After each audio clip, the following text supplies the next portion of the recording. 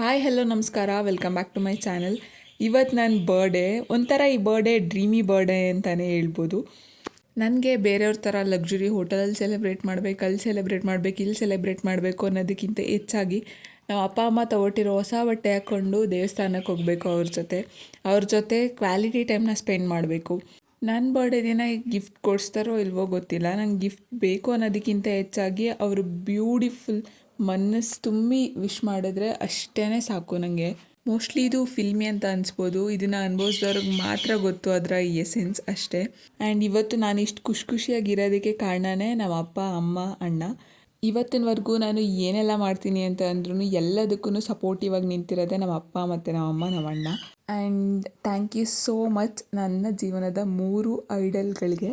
ನಾನು ಎಷ್ಟುದ್ದ ಬೆಳೆದ್ರೂ ಅಷ್ಟೇ ನಂಗೆ ನಮ್ಮ ಅಪ್ಪ ಅಮ್ಮನೇ ಕೈ ಹಿಡ್ಕೊಂಡು ಕೇಕ್ ಕಟ್ ಮಾಡಿಸ್ಬೇಕು, ಅದು ಯಾಕೆ ಅಂತ ಗೊತ್ತಿಲ್ಲ.